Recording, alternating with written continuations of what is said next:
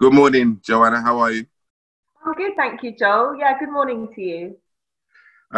Your work has been selected for an award, Spread the Words Life Writing Prize. The winner will be announced next week. Your work's been selected as the final dozen. That's right. How you feeling about that? And how would you feel to win it? Wow. So I'm already amazed, to be honest, and quite overwhelmed by the news at having reached the final 12. I entered the prize really to kind of push my writing sort of out there. You know, I've been writing, I would say, almost sort of secretly for a long time. I've been writing in diaries and writing snippets of short stories. I'm going to be starting a creative writing master's course in September.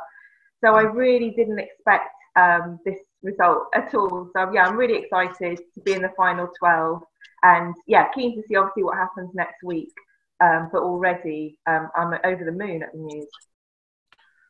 Spread the Word are a writers developers agency which help unpublished writers to kickstart their careers, particularly those from underrepresented groups. So, I mean, with your work being selected, seeing off over 900 entries, I think it was, what was it that made you write about your mother? I mean, the title was Birds Can Be Heard Singing Through Open Windows. I know it's a homage to your mother and her journey from Sierra Leone in the 1960s. So just talk a little bit more about why that was important for you to write about. So the piece, as you say, is very much a homage to my mum, and that was really the motivation for writing it. My mum died 30 years ago now, in 1990. She came here on her own from Sierra Leone in the early 1960s, and I was 17 when she died, and that was a devastating loss, as you can imagine.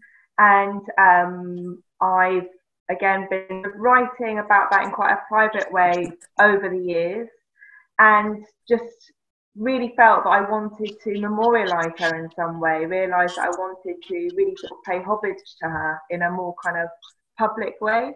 So the drive for me to get that piece written and to infuse it with memories of who she was and her work as a nurse and what she'd done, the contributions I felt that she had made, not just to my life, but sort of like to other people's lives, the way in which she touched other people's lives, were what really, drove me to get the piece out there. You're a teacher from North London, I won't say what part, and I know that you're a facilitator of creative writing workshops. Pre-COVID-19, Joanna, what was a typical day looking like for you? So interestingly, over the course of the last sort of year, I've been sort of writing more and more, so finding myself sort of more and more actually sort of at home. So in some ways, sort of, you know, being kind of just in my own four walls for a day was less of a shock to my system. That aspect was less of a shock to my system in a way. I run creative writing workshops on a freelance basis. I was doing that for the Africa Writes Literature Festival, which is run by the Royal African Society. We're not having a festival this year. We're having our film festival later this year, Film Africa. But next year we'll see the Africa Writes Festival return again. So my work involves really working directly with poets, inviting poets like from Africa and the diaspora to come into schools and work directly with school students to look at literature that I feel is often kind of missing really from the curriculum, is missing from the classroom, those voices that we don't get to hear. And to work with those students to explore that poetry, but then write poetry of their own in response. Because again, for me, a really important aspect of my work as a teacher was sort of bringing out and listening to the voices of the young people in our classrooms, because that's where it's really going on. How do you see the way poetry is valued in 2020 where schools are concerned? That's a really good question. I think I feel very sad actually at the moment. I think that creativity isn't highly valued enough in our classrooms. I think the voice of the child isn't valued enough in our classrooms. I think teachers are under enormous pressure to work in particular ways, often quite narrow ways, towards exams. And I think that there is very little room for young people to think about and talk about and write about what is actually important to them on a day-to-day basis. So a lot of that work, when it happens when other people sort of can find their way into schools from the outside, when poets and writers can come in and run workshops, or sometimes we even used to invite groups of kids out into galleries or libraries or other spaces to do that thinking and to do that work. But I think that there's much more work that needs to be done there at curriculum level to create that space for young people to speak out. I guess you've got your own priorities in terms of what you would implement if you could, in terms of poetry into the national curriculum.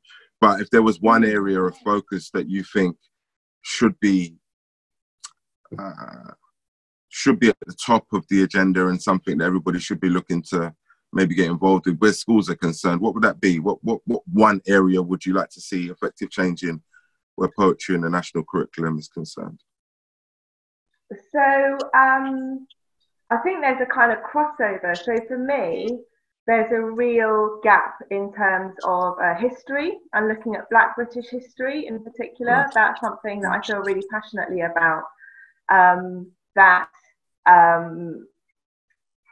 think a lot of the problems that we still face today, a lot of the inequalities that we still face today can be tracked back to this kind of national amnesia about our own past and our own history, the ways in which we exclude certain stories, certain voices.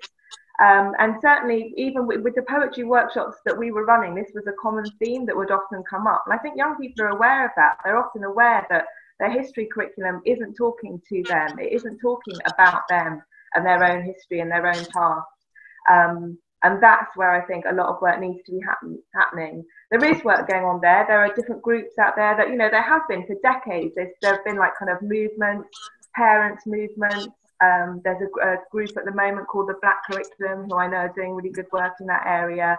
But more needs to be done, and more needs to be done at government level, because ultimately teachers still feel reined in by educational policy. And until it changes at that level, a sort of systemic level, I think we're still going to have these issues.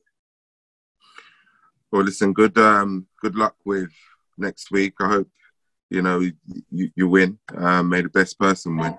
And if you do win, would you kind of see yourself entering more competitions and maybe using that momentum to help you kind of get into the corridors of power where you can affect some of those changes that you've identified?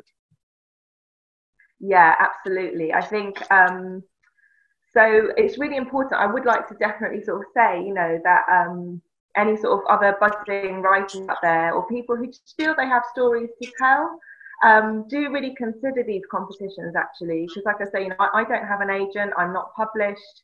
I'm an older person, but I'm very much at the beginning of my writing career. So I'd really sort of urge people to have a look at these different kind of ways in, because publishing is still an area where people from African and Caribbean communities are still grossly underrepresented. So do think about sort of taking those risks and those competitions. If I were to reach another stage, or to be one of the sort of finalists in the competition, the work that I want to do, I'm working on a collection of short stories at the moment that's speaking to the Black British past, but through recollections of my own family history as well, family experiences. I'm working on a novel that's looking at British involvement in the slave trade, but situating that sort of between London and the Caribbean. So yeah, in terms of my own work as a writer and the future, all of those issues that we were talking about before, in terms of shedding a light on particular histories, and not necessarily always kind of like the big stories or the big public stories, but those personal, intimate stories. For me, those are the elements of history that I'm interested in, the kind of lived experiences of people over time. Where can people find out more about you, Joanna? So at the moment, you can contact Spread the Word if you want to get in touch with the writers there. And I'm on Twitter. I read more than I tweet, but I'm there as Oji Brown, Oji OJI, my nickname. So yeah, I'll keep writing. I'll keep putting work out there, and if anyone wants to get in touch, I would say the best way to do that at the moment would be through the Spread the Word Prize. Good luck with everything. Thank you very much, Joel. It was good to talk to you. Thank you.